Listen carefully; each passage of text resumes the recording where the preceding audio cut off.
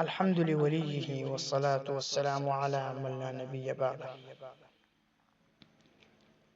پیغام اصلاح کی آخری قسط میں خوش آمدید۔ آج کی قسط ہمارا ہوگا جس کا عنوان ہے سوشل میڈیا، فائدہ یا فتنہ۔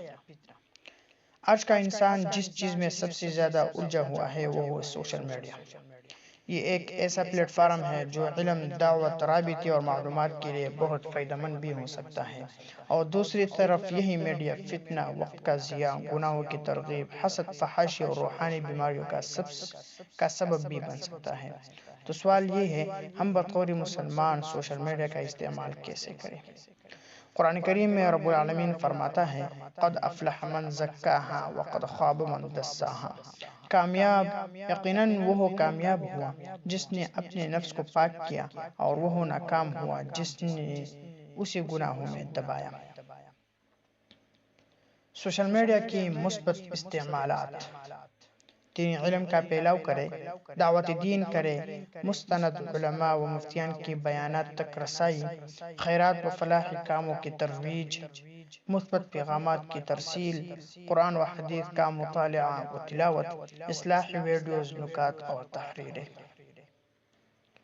سوشل میڈیا کے فتنوں کی حقیقت: وقت کا بے تحاشا ضیاع، فحاشی و عریانی کا پھیلاؤ، جھوٹ، غیبت، الزام تراشی، حسد، نمود و نمائش، جھوٹی شہرت کی خواہش، بے مقصد سکرولنگ، نیند کا بگاڑ، نظر کی خرابی، دلوں کی سختی اور عبادات سے غفلت۔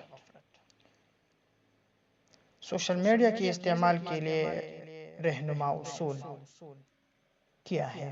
وہ درج ذیل ہے۔ نیت کی درستگی صرف رضائے الہی کے لیے۔ حد بندی، وقت مقرر کریں۔ مفید مواد کی تلاش کریں۔ گناہوں سے اجتناب، اخلاق اور ادب کا لحاظ۔ کمنٹس، شیئرنگ اور لائکس میں بھی ذمہ داری۔ غیبت، مذاق اڑانے اور طنز سے بچیں۔ قرآن، حدیث، علماء کے اقوال کے بغیر تحقیق شیئر نہ کریں۔ سوشل میڈیا ایک تلوار کی مانند ہے، جو بھی اسے پکڑے وہ فیصلہ کرے گا، وہ اس سے خیر کا کام لینا چاہتے ہیں یا شر کا۔ آپ کا اسکرین ٹائم آپ کی آخرت کا حصہ بن رہا ہے۔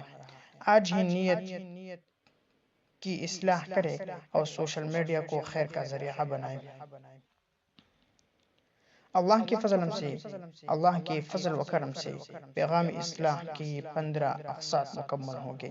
یہ قسطیں صرف سننے کے لیے نہیں تھی بلکہ عمل کی دعوت تھی، دلوں کو اصلاح کی پکار تھی اور ایک بہتر معاشرے کی امید تھی۔